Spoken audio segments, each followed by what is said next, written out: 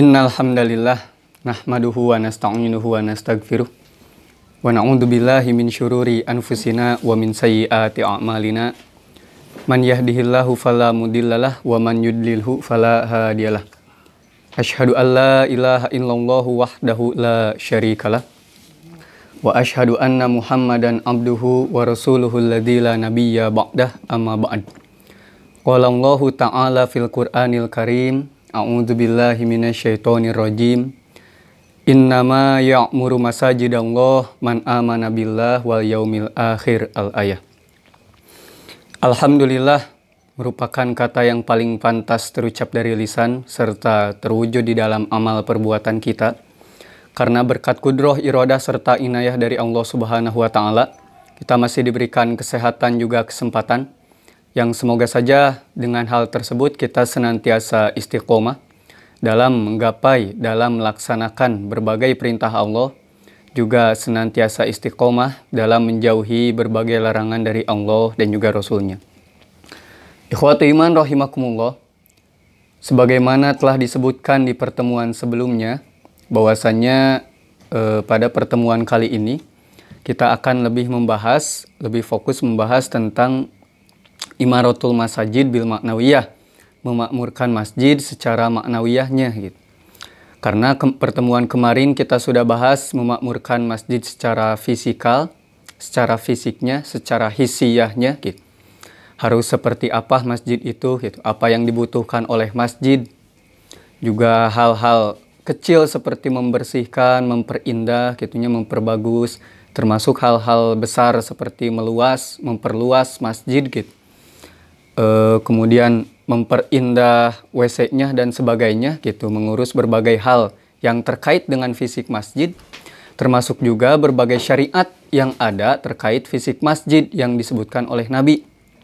Urusan tempat imam gitunya, tidak boleh lebih tinggi, kemudian adanya mihrab imam untuk supaya imam lebih nyaman, dan juga dibedakannya pintu masuk dan juga keluar bagi ikhwan dan juga akhwat.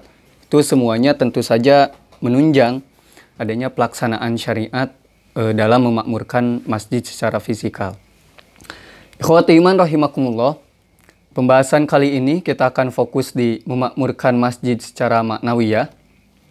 Sebenarnya ini juga pernah dibahas, disinggung, dan juga lumayan rinci di fungsi masjid secara sekunder, fungsi masjid yang sekunder gitu. Seperti untuk mengkaji keilmuan, untuk membina pemuda dan sebagainya. Itu di pertemuan keempat kalau tidak salah, nanti bisa dicek kembali videonya untuk dilihat kembali. Karena untuk kali ini, untuk pembahasan kali ini, kita akan membahas beberapa hal yang belum terbahas di fungsi sekunder dan juga termasuk ke dalam memakmurkan masjid secara maknawiyah. Seperti yang pertama, memakmurkan masjid secara maknawiyah berarti kita sangat menghormati masjid. Sekali lagi, sangat menghormati masjid. Bukan karena masjid itu memang terlihat indah, bukan karena fisiknya yang bagus gitu. Tepedah fisikna alus, jadi orang teh asa segan gitunya. Lamun ngotoran masjid teh, bukan seperti itu. Tetapi yang dimaksud menghormat masjid di sini, yang pertama seperti masuk ke masjid memakai kaki kanan dahulu gitu. Ini hal-hal ringan saja. Kemudian sambil membaca doa, Allahumma ftahli abwaaba rahmatik. Kemudian ketika keluar memakai kaki kiri atau mendahulukan kaki kiri. Kemudian berdoa, Allahumma inni as'aluka min fadlik. Allahumma ftahli abwaaba rahmatik, Allahumma inni as'aluka min fadlik. Itu dua doa yang berkaitan dengan pemakmuran masjid secara maknawiyah. Dimulai dari masuk ke masjid heula gitu. Dimulai dari masuk ke masjid. Jadi dengan tidak langsung gitu. Ketika kita membaca doa itu, ketika kita masuk ke masjid mendahulukan kaki kanan, itu merupakan penghormatan. Tahiyat kepada masjid, penghormatan kepada masjid, dan juga termasuk ke dalam memakmurkan masjid secara maknawiyah gitu. Dan ini mungkin gitu di sebagian kita suka lupa, asup ke masjid sa asupna, keluar ke masjid sa keluarna gitu. Padahal masjid itu meskipun hanya sebatas ruangan gitu, tetapi ruangannya sakral gitu. Ruangan khusus, tempat beribadah, tidak bisa dipakai yang lain gitu. Oleh karena itu memiliki aturan khusus. Salah satu aturan khusus dari masjid yaitu adanya penghormatan. Kudu ngahormat ka masjid nih. Kudu ngahormat. Lebet ka masjid, kaki kanan, Allahumma ftahli abwaaba rahmati gitu. Ya Allah, bukakanlah pintu rahmatmu. Kenapa? Karena di masjid geus pasti aya rahmat. Di masjid pinuh ku rahmat. Tetapi apakah rahmatnya itu terbuka atau tidak, tergantung amalan kita di dalamnya. Ketika keluar, Allahumma inni as'aluka min fadlik. Kaki kiri dahulu, kemudian ya Allah, aku meminta karuniamu gitu. Karena di luar, selain dari masjid gitu. Ketika masjid khususnya ibadah, maka di luar lebih khususnya urusan muamalah. Urusan muamalah lebih kental kepada karunia gitu. Ka masjid mah bade ibadah nyuhun kena rahmat, keluar mah nyuhun kena karunia. Fadlik. Al-fadlu karunia gitu. Oleh karena itu sekali lagi yang pertama kali harus dilakukan dalam pemakmuran masjid dari mulai masukna heula. Sok cing ngahormat ka masjid teh. Cing ngahormat gitu. Asup ka masjid lumpat gajeleng teu bisa masjid mah. Teu bisa. Ka imah oge bisa ditolerir jika kitu mah, tapi ka masjid mah entong. Ke masjid itu tidak bisa. Tidak bisa seperti itu gitu. Ke masjid itu ada doa khususnya, ada doa khusus. Oleh karena itu sekali lagi diingatkan. Da urang tos pasti paham, kita sudah pasti tahu di madrasah diajarkan doa-doa seperti ini gitu ya. Tapi kantun pengamalan juga meh karaos urang teh ngahormat masjid. Supaya terasa penghormatan masjid dimulai dari masuk dan juga keluar masjidnya. Masuk ke masjid kita meminta rahmat karena di masjid sudah penuh dengan rahmat. Namun apakah rahmat itu terbuka pintunya atau tidak tergantung amalan kita. Ku urang sholat di masjid, rahmat Allah bakal turun. Ku urang ngaji di masjid, rahmat Allah bakal turun gitu. Oleh karena itu jika didahului dengan doa, maka itu lebih menghormat kepada masjid. Kemudian yang kedua, ketika keluar masjid, karena di luar masjid lebih kental dengan hal muamalah, maka kita meminta karunia. Bukan rahmat deui, tetapi karunia. Karunia dari Allah. Allahumma inni as'aluka min fadlik. Itu yang pertama. Oleh karena itu ini berkaitan juga terkait pemakmuran masjid secara fisikal. Maka ketua DKM termasuk arsitek anu ngadambelna lah gitu. Kepala pembangunannya itu harus menentukan batas masjid itu dari mana. Supaya jamaah teragu. Batas masjid teh di mana, dugikeun ka mana. Supaya ketika kita masuk batas itu, kita hendak berdoa, memakai kaki kanan gitu. Ketika kita keluar dari batas itu, kita berdoa, memakai kaki kiri juga gitu. Yoge urusanna jeung sami deh jeung urusan pembangunan jeung fisikal. Padahal tepira gitu, maca doa hungkul lebet masjid. Tetapi kalau batasnya tidak ditentukan, bingung. Mata keragu gitu. Kita sama masjidna. Da cek urang batas masjid tepikeun ka dieu, cek DKM tepikeun ka dieu, cek tukang bangunan tepikeun ka dieu gitu. Oleh karena itu harus ditentukan batasnya. Supaya jamaah teu ragu deui, oh iya batas masjid mah gitu kan. Iya batas masjid. Namun masjid bade di terasan sok terasan. Tetapi kade batasna kudu ditangtukeun. Harus ditentukan batas masuk masjid.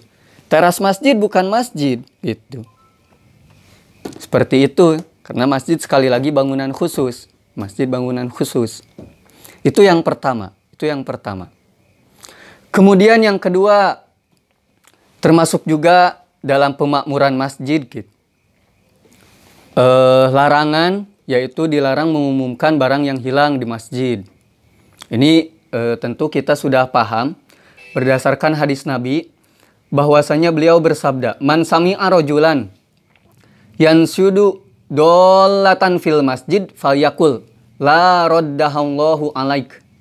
Siapa yang mendengar seseorang yang mana mengumumkan barang yang hilang di dalam masjid, maka katakan kepada dia, semoga Allah tidak menemukan, semoga Allah tidak mengembalikan barangmu gitu.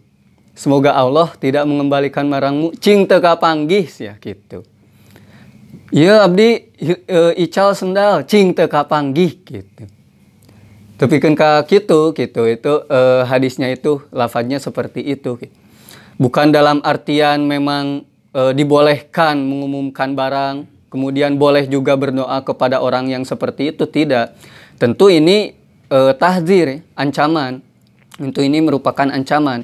Ketika Rasul menyebutkan fa innal masajida la tubna lihadza, karena masjid tidak dibangun untuk mengumumkan barang hilang, meskipun bisa gitu diumumkan barang hilang di masjid, tetapi masjid tidak dibangun untuk hal tersebut. Maka itu menjadi dilalah, itu menjadi petunjuk bahwasanya hal tersebut tidak diperbolehkan. Hal tersebut tidak diperbolehkan. Ku Nabi didoakan goreng teh berarti artinya tidak boleh gitu. Bukan berarti boleh meskipun mau kapanggih, tidak. Urusan kapanggih teu kapanggih mah kan lain geus beda di jeung hadis gitu. Sudah beda bahasan dengan hadis. Tetapi ku Nabi didoakan jelek itu karena memang Nabi melarang, mentahdzir, memperingatkan gitu, supaya kita tidak melakukan hal tersebut di dalam masjid. Itu yang kedua. Itu yang kedua. Bahwasanya termasuk salah satu pemakmuran masjid secara maknawiyah. Sakali deui selain dari pemakmuran yang telah kita bahas di fungsi masjid secara sekunder. Itu di nomor 4 gitu, di video nomor 4. Bisa dicek kembali. Ada salah satunya diantaranya juga dilarang atau larangan mengumumkan barang di masjid. Larangan mengumumkan barang hilang di dalam masjid. Itu yang kedua. Kemudian yang ketiga, adanya larangan juga jual beli di dalam masjid. Atau lebih khusus, atau lebih umumnya dari mulai promosi gitu. Sampai terjadinya jual beli itu tidak boleh di dalam masjid. Tidak boleh di dalam masjid. Sebagaimana di dalam hadis dikatakan, idza ra'aitum man yabi'u au yabta'u fil masjid faqulu la arbahallahu tijarataka. Jika sekalian melihat orang yang jual beli di dalam masjid, maka hendaklah kamu katakan padanya, semoga Allah tidak memberikan keuntungan dalam perdaganganmu. Semoga Allah tidak menguntungkan perdaganganmu. Sanes hartina dagang moal untung. Dagang untung jeung teu untung beda carita deui jeung hadis gitu. Lamun jual beli di dalam masjid cenah moal untung dagangna henteu, teu jiga kitu. Tetapi ini sekali lagi tahdzir. Iya ancaman ti Nabi, kalaulah kita berjual beli di dalam masjid, sekali mulai ti promosina gitu. Mempromosikan barang di dalam masjid tidak boleh.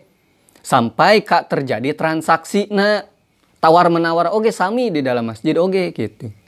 Dalam ruang lingkup jual beli bai'un. Bai'un itu kata yang umum. Jual beli dalam kata yang umum dimulai dari proses sebelum dan juga proses sampai jadinya transaksi gitu. Kata yang digunakan adalah yabi'u au yabta'u, jual beli. Dek anu meuli, dek anu ngajual, dek anu ngapromosikeun gitu. Atau yang hanya hak hiar, yang hanya tawar menawar itu juga sama. Itu juga sama. Tidak boleh di dalam masjid, dan itu ya termasuk hal-hal yang akan merusak kehormatan masjid. Hal-hal yang akan merusak kehormatan masjid. Jadi sekali di masjid ini ruangan hungkul ngan saukur ruangan gitu. Bisa jadi rumah kita lebih besar daripada masjid, halaman kita lebih besar daripada di dalam masjid gitu, masjid itu sendiri. Tetapi terdapat aturan khusus yang mengikat kepada masjid itu sendiri. Lamun masuk kudu kumaha, keluar kudu kumaha gitu. Kemudian apa yang harus dilakukan di dalam masjid, fungsi utamanya seperti apa gitu, yang dapat memakmurkan masjid. Kemudian fungsi sekundernya, mengkaji, membina, yang dapat juga dilakukan untuk memakmurkan masjid. Latihan perang, musyawarah gitu di dalam masjid. Tetapi ada juga yang dilarang. dilarang mengumumkan barang yang hilang, dilarang menagih hutang, dilarang jual beli di dalam masjid gitu. Itu tentu saja akan merusak kehormatan masjid. Sekali dimulai promosina. Ini mohon maaf, terlepas dari kena atau tidaknya terhadap hadis ini, namun saya sering mendengar beberapa mubalig yang ketika menerangkannya ketika ngaji gitu di masjid, kemudian membahas tentang naon bedah buku. Kebenaran saya tata nulisna gitu. Mohon maaf pisan ieu, punten pisan. Sok aya promosian gitu teh. Punten pisan gitu. Bedah buku di jero masjid, teu masalah bedah buku nama, tapi eta promosi bukuna gitu. Eta promosi bukuna gitu.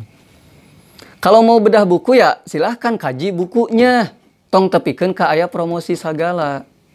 Dari urang sok aya gitu. Buku ini halamannya lumayan tipis misalkan.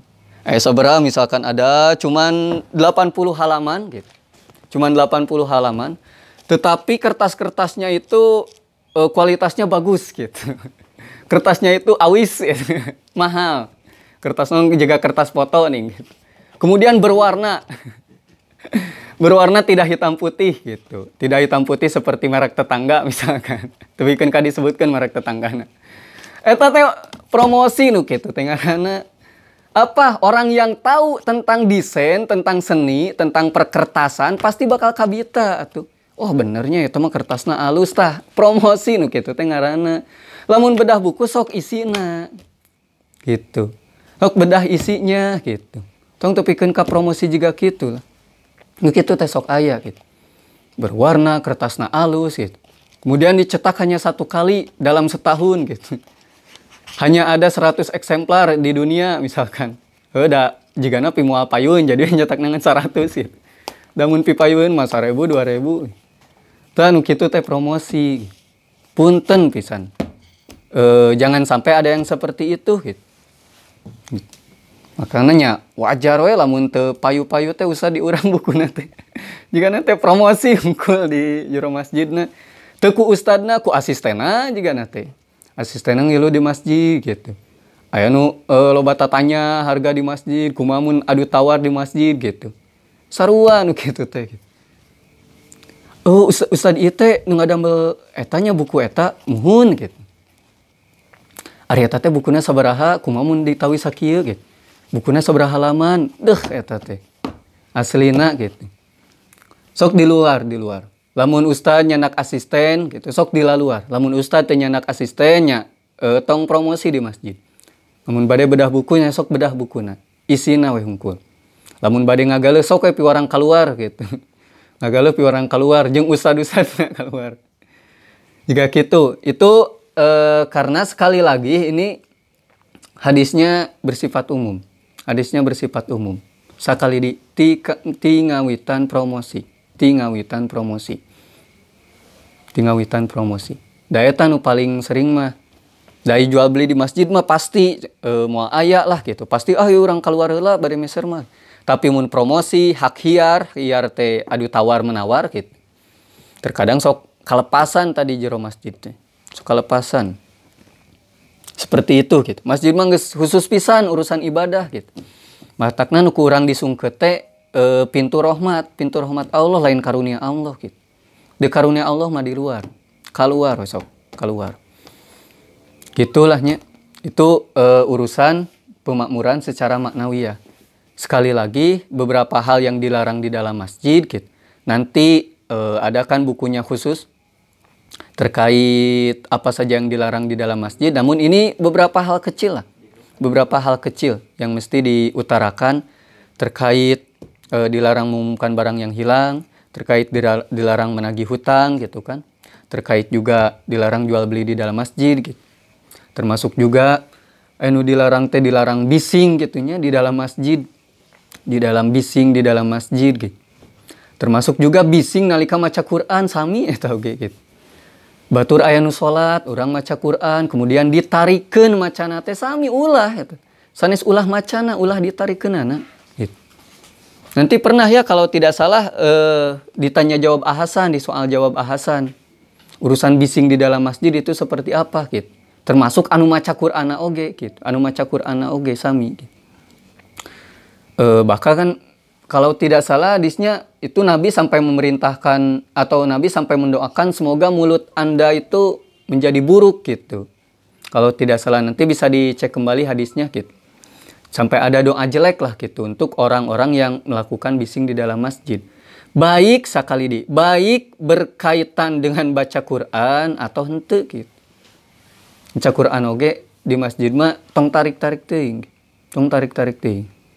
Komo ayeuna teu nya ngalagu unggul gitu. Sholawatan di masjid. Gandeng tong karar itulah. Jangan seperti itu. Itu tentu saja hal-hal yang dilarang di dalam masjid. Sok di masjid mah nalika ngayakeun pengajian geus pasti eta mah da nganggo speaker. Geus pasti bakal tarik gitu. Tapi kahartos urusan pengawasan kahartos gitu. Nalika aya nu salatnya tos lireun heula gitu. Tos lireun heula. Nalika aya nu maca Quran keur sorangan nya sok atuh bade tarik oge. Tapi nalika aya nu salat tos gitu. Launan tong sampai ka ngaganggu anu salat. Seperti itu semuanya beberapa hal kecil yang dilarang di dalam masjid. Urusan mengumumkan barang yang hilang, urusan menagih hutang, urusan jual beli dari awal proses promosi sampai terjadi jual belinya gitu. Transaksi jual belinya. Kemudian bising di dalam masjid gitu, gandeng di dalam masjid, termasuk berkaitan dengan pembacaan ayat suci Al-Quran gitu. Termasuk kaitan dengan pembacaan ayat suci Al-Quran. Nah ikhwati iman rahimakumullah, mungkin itu sedikit tentang pemakmuran masjid secara maknawiyah. Karena sekali lagi hal-hal lainnya seperti pengawasan dan sebagainya sudah kami bahas di nomor 4 gitu, di video nomor 4 ketika membahas tentang fungsi sekunder masjid. Itu bisa dicek kembali. Ada di bawah ya, linknya ada di deskripsi. Kemudian untuk selanjutnya ada sedikit tanya jawab.